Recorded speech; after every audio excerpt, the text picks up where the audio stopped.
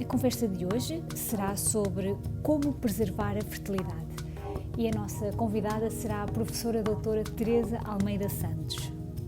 Muito obrigada por mais uma vez aceitar um convite da Associação Portuguesa de Fertilidade, que para nós é uma referência, o seu trabalho, tudo o que tem feito, e a verdade é que nunca nos diz que não, e nós estamos muito, muito gratos e honrados também por esta confiança. No mês que nós falamos sobre a consciencialização da fertilidade, pensamos também era importante falar sobre a preservação da fertilidade. E eu começava assim por perguntar à professora doutora que tipos de preservação é que nós temos, digamos que disponíveis para as mulheres e para os homens. Ora, boa tarde, Joana. É um prazer sempre colaborar com a Associação Portuguesa de Fertilidade e, sobretudo, colaborar com aqueles que precisam da Associação Portuguesa de Fertilidade e também dos médicos desta área. Portanto, estou sempre disponível para isso. A questão que me coloca é uma questão pertinente e tenho todo o gosto em responder, já que há efetivamente dois tipos de preservação da fertilidade. A preservação da fertilidade que é proporcionada, oferecida às pessoas que têm uma doença em virtude da qual, ou em virtude do tratamento dessa doença, vão ter um risco acrescido de infertilidade no futuro. Portanto, será uma forma de salvaguardar a possibilidade de virem a ter um projeto de parentalidade no futuro, quando se perspectiva o tratamento de uma doença ou a própria doença pode causar infertilidade, e chama-se isto então preservação da fertilidade por indicação médica. A causa mais frequente são as doenças oncológicas que surgem nos jovens e que precisam habitualmente de tratamento, quer cirúrgico, se for nos órgãos reprodutivos, quer o tratamento sistémico, com quimio e radioterapia, que são tratamentos que vão envelhecer os órgãos reprodutivos e podem, de facto, condicionar infertilidade no futuro. Mas, para além disto, existe ainda a possibilidade de um indivíduo sem qualquer doença querer preservar os seus gametas no sentido de poder assegurar um projeto de parentalidade no futuro. Isto é mais frequente nas mulheres que nos homens, porque a importância da idade e do passar do tempo é mais crucial para a fertilidade feminina do que para a fertilidade masculina. Assim sendo, uma mulher que atinja uma idade, enfim, habitualmente 30 anos ou até um pouco mais, em que não tenha efetivamente perspectivas de concretizar uma gravidez proximamente, mas que deseje ser mãe no futuro, pode acautelar essa possibilidade, preservando óvulos, guardando os seus óvulos, para mais tarde, eventualmente já mais tardiamente na sua idade reprodutiva, quando tiver condições e desejar ter uma gravidez, assegurar que tem o número suficiente de óvulos com qualidade para conseguir então essa gravidez. Esta é a indicação dita social ou por opção individual. Que esta opção, quem quiser tem de recorrer a um privado, não é? Porque nós a nível do público só fazemos a preservação da fertilidade em caso de doença, não é? Sim. O setor público, portanto o Sistema Nacional de Saúde, só tem capacidade para responder às situações de doença e mesmo assim, com alguma dificuldade, não permite efetivamente a criopreservação de gametas por opção individual. Ok. Doutora, pode-me explicar só um bocadinho como é que é este processo de preservar a fertilidade para a mulher e para o homem? Como é que é o procedimento? Então começamos pelo homem, que é mais simples. Aliás, todos Ok. estes procedimentos são muito mais simples no homem. Portanto, no homem há que fazer uma colheita de esperma por masturbação.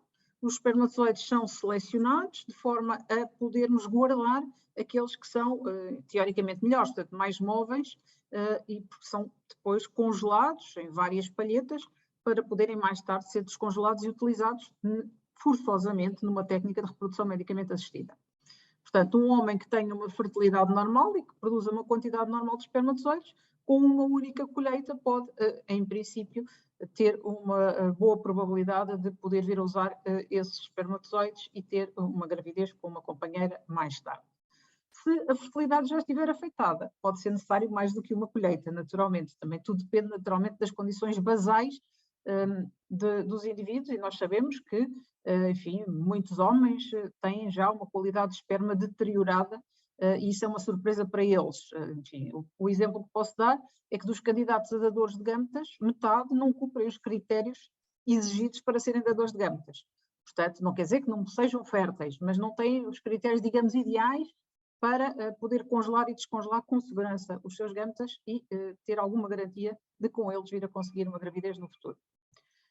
Relativamente às mulheres, o processo é bastante mais complexo, na medida em que implica um tratamento de estimulação ovárica com administração de injetáveis, tal como se faz nas técnicas de reprodução medicamente assistida, e ao fim de 2 semanas de tratamento, em que há alguns momentos de avaliação ecográfica, é feita a recolha dos óvulos. Portanto, a ideia é fazer com que os ovários produzam não um óvulo, como produzem habitualmente por mês, mas que produzam 10, 15, 20 óvulos no mesmo mês, para que possamos ir recolhê-los e congelá-los. Nós dizemos criopreservá-los.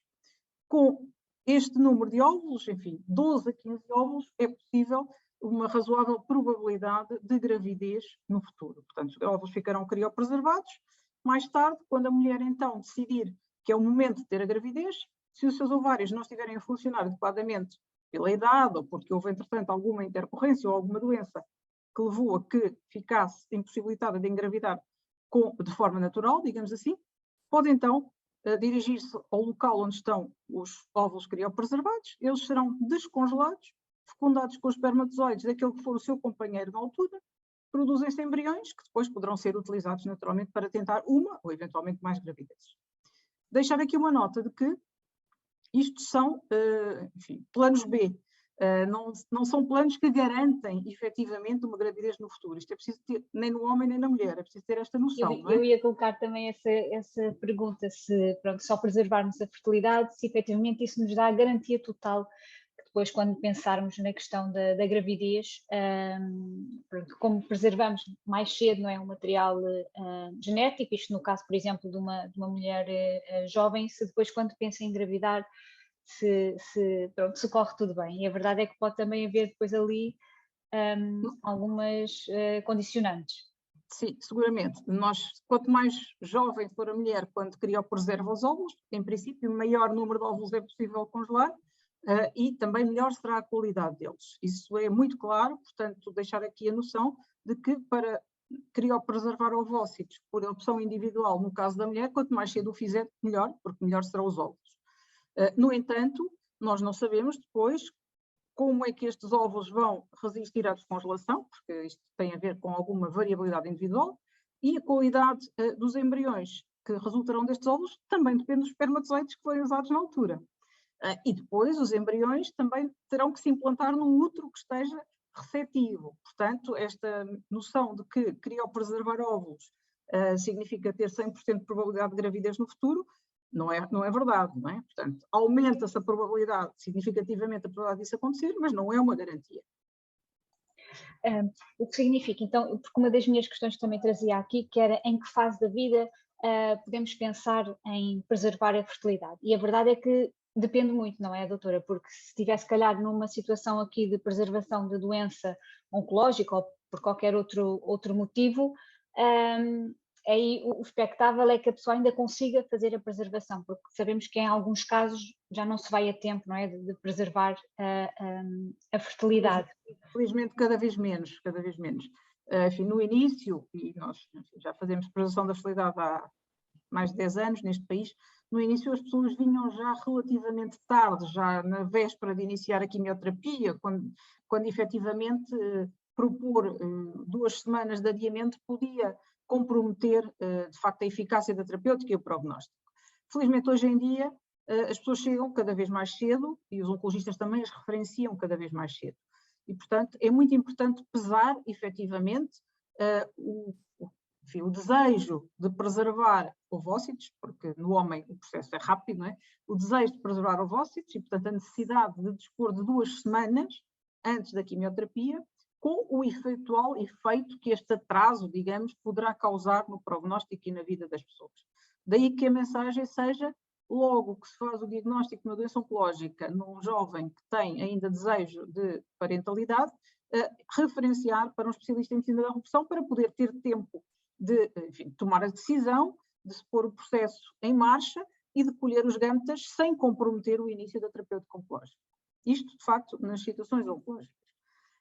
Nas situações em que a preservação é por opção da mulher, na ausência de doença, também não é fácil, porque, de facto, o que acontece aqui é que as mulheres decidem, criopreservar ovócitos quando chegam a uma idade da vida em que, enfim, até equacionam ser mães, mas ou não têm condições, ou não têm o parceiro, e, portanto, não estão criadas todas as condições. Isso não surge aos 25 anos, não surge aos 30 anos, normalmente surge depois. E se surge depois, a decisão também surge depois. E quanto mais tarde surgir, menor é a probabilidade de sucesso. Portanto, deixar também aqui esta ideia de que, para criopreservar ovócitos, na ausência de doença, a idade ideal será nos 30, 30 e poucos anos, porque depois dos 35 é possível, sim, mas seguramente já com algum compromisso da qualidade ovocitária e até do número de óvulos que se conseguem obter. Exato. Doutora, sente então que a nível da preservação da fertilidade que as pessoas estão mais informadas e pessoas, vamos considerar mesmo a classe médica, os pacientes, sente que a nível social que há um maior conhecimento desta possibilidade, aqui até se calhar um bocadinho mais para a parte da questão da doença oncológica ou outra? Sim, claramente, nós começámos a criopreservar gametas em 2010, portanto há 12 anos. E no início, de facto, as referenciações eram pouco frequentes, tínhamos, enfim, uma doente, diria, 2 doentes por mês, em média. Hoje em dia eu tenho várias doentes por semana. Portanto, não foi a prevalência do cancro que aumentou. Foi, de facto, o awareness, o conhecimento, quer do público em geral, porque ainda nos chegam muitas pessoas que foram elas próprias que alertaram o médico para a necessidade de preservar a fertilidade, porque, de facto, as pessoas, perante um diagnóstico oncológico, a primeira coisa que fazem é ir ao Google, ver, enfim, o que é que vai acontecer, não é? O que é que me espera, e, felizmente, essa ideia de que é importante discutir o risco de infertilidade e a possibilidade de preservar a fertilidade aparece na informação disponibilizada na internet. E, portanto, mesmo quando não são os médicos a falar no assunto, com grande frequência as pessoas abordam esse tema e dizem, não, eu quero ter esta possibilidade. Portanto, seguramente posso afirmar com toda a convicção que hoje as pessoas são referenciadas mais cedo e mais frequentemente. Infelizmente não posso garantir que todas são. Não são todas, por várias razões, desde logo porque, por exemplo, se a pessoa já tem 1 ou 2 filhos, o médico não sequer se lembra de que ainda pode ter mais, não é a situação mais frequente, mas acontece, e as pessoas têm direito a ter mais, não é? Por outro lado, se surge uma mulher que não tem companheiro e que não pensou ainda num projeto de parentalidade, também, eventualmente, esta proposta é menos frequentemente apresentada, e, portanto, há que trabalhar. E depois também noutra situação é quando a doença tem um prognóstico, enfim, diremos, mau, em que o médico quer começar o tratamento da doença oncológica e não atribui grande importância ao projeto de parentalidade. E este aqui é o mais crítico, porque, de facto, felizmente, às vezes os prognósticos são maus, mas depois a realidade concreta é outra, e eu tenho casos concretos de pessoas que efetivamente não criopreservaram até espermatozoides porque tinham uma doença oncológica com mau prognóstico, mas felizmente graças aos novos terapêuticos, aos novos fármacos, e isto até era um caso de cancro pulmão avançado, já há vários anos, de facto o indivíduo tinha um prognóstico muito mau, mas começou um tratamento experimental, o tratamento resultou, entretanto não fez criopreservação de ovócitos, porque de facto foi tudo muito rápido e o prognóstico era mau, que é o facto é que o indivíduo sobreviveu, acabou por ter que recorrer à doação de espermatozoides e ainda está vivo e tem uma criança já grande e até de vez em quando me envia um e-mail e umas fotografias. Portanto, esta condicionante do prognóstico não deve desmotivar o médico oncologista de dar aos doentes a possibilidade de serem eles a decidir e de obterem mais informação e de discutirem com um especialista em medicina da reprodução, de facto, a utilidade ou não de criopreservar gametas, particularmente no caso do homem, que é de facto muito simples e não tem qualquer impacto na doença nem no adiamento do tratamento. Portanto, é algo que de certa forma já estamos sensibilizados, mas que vale a pena, não é? Continuar a sensibilizar e a falar, pronto, e nós como associação também é um dos temas que nós queremos trabalhar, e não posso desvendar também assim muito mais, mas este ano também pensamos ter algumas iniciativas no âmbito desta questão da preservação da fertilidade. Assim, só mais uma última, não é uma pergunta, é mais que dicas é que poderíamos, dicas ou conselhos deixar pronto, às pessoas que nos ouvem no âmbito da questão da preservação da fertilidade? A fertilidade em geral, não só por doença. E fertilidade, exato, em geral. Aquilo que eu diria é que as pessoas devem tomar decisões sobre os projetos de parentalidade com toda a informação disponível relativamente ao seu caso concreto. E o que estou aqui a tentar dizer é que muitas vezes as pessoas adiam a decisão de uma gravidez sem terem conhecimento dos riscos que a idade faz correr e sem terem também noção de que pode haver efetivamente a superveniência de uma doença que pode comprometer efetivamente este desejo. E, portanto, toda a informação que possamos dar é fundamental. O que eu diria é, relativamente aos homens com doença oncológica, nenhum homem em idade reprodutiva com doença oncológica deve deixar de pensar em criopreservar os seus espermatozoides. Porque, de facto, é simples, é acessível e pode salvaguardar a possibilidade de uma gravidez no futuro. Relativamente às mulheres, acho que se têm, de facto, desejo de gravidez, não devem deixar também de considerar que o risco de infertilidade após uma doença oncológica é considerável, é variável de pessoa para pessoa, é variável consoante o tratamento, mas e nós classificamos-lo em baixo, moderado ou elevado, mas mesmo um risco baixo pode nos acontecer. E, portanto, se temos esta oportunidade, e no âmbito do Sistema Nacional de Saúde, felizmente, ela é assegurada, e assegurada com rapidez, não há listas de espera para preservação da fertilidade, portanto, as pessoas que tenham um diagnóstico oncológico e idade reprodutiva não deixem de discutir o risco de infertilidade e a possibilidade de preservar gametas com um especialista e peçam aos seus oncologistas para serem referenciados. Porque a referenciação é rápida e a resposta é rápida, não há listas de espera, repito, para preservação da fertilidade no âmbito do Sistema Nacional de Saúde. E também nos privados também podem fazer, mas aí normalmente com alguns custos. Também dizer que a idade não é uma barreira, é uma barreira, mas não é uma contraindicação. Isto é, uma mulher com 38 ou 39 anos não vai deixar de assegurar a possibilidade de preservar gametas porque tem 38 ou 39 anos. Até porque a reserva ovárica individual é muito variável. E, portanto, se tem 38 ou 39 anos, tem um diagnóstico oncológico e pensa, bom, tenho 5 anos de tratamento hormonal ou tenho que esperar 5 anos até ter autorização para engravidar, isso não deve ser uma razão para não ter mais informação e decidir com mais informação. Até porque, felizmente, recentemente foi ultrapassado o limite para a utilização destes gametas no âmbito do Sistema Nacional de Saúde. Portanto, é possível, hoje, criopreservar ovócitos até aos 40 anos e usá-los até aos 50. Não é o ideal, é evidente que não, mas se for a única alternativa, não deixemos de ter em consideração. Por último, relativamente... Sim, diga já. Não, e ele só reforçar a informação que a doutora estava a dizer, que é, se temos disponíveis, não é, certas medidas, cabe-nos a nós também, como pacientes, beneficiar delas, não é? E é, acima de tudo, acreditar também nelas, porque efetivamente o Sistema Nacional de Saúde também nos dá medidas e condições para o fazermos. Portanto, acho que esta questão de nós tentarmos perceber o que é que temos disponíveis e beneficiarmos dessas condições, acho que também é algo que temos nós como pacientes ter consciência disso.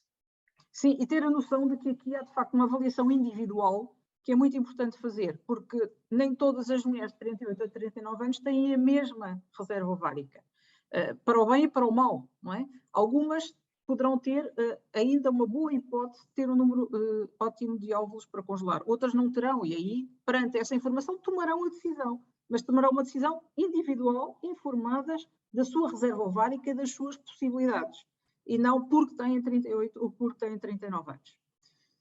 Relativamente à preservação social, é um pouco a mesma mensagem. Nós sabemos que o número importante de mulheres, 1% das mulheres, têm a menopausa antes dos 40 anos.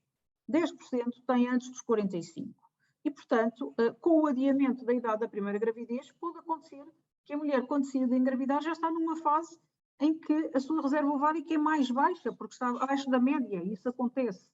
E, portanto, se as mulheres estiverem informadas e se souberem que, por exemplo, a idade da menopausa da mãe influencia a sua própria menopausa, se souberem que há hábitos, nomeadamente tabágicos, que prejudicam a fertilidade, e se souberem que poderão recorrer à criopreservação de óvulos para tentar assegurar a fertilidade no futuro, e quanto mais cedo o fizerem, melhor, podem tomar as suas decisões informadas. É sobre isto que temos que batalhar, que as pessoas tomem uma decisão com a sua informação individual, com as suas perspectivas pessoais, e não de uma forma genérica, dizer não, aos 35 anos já não é, ou não. As variáveis individuais contam muito no prognóstico e, portanto, devem ser avaliadas, discutidas e depois então tomada uma decisão consoante aquela situação concreta da pessoa que temos à nossa frente.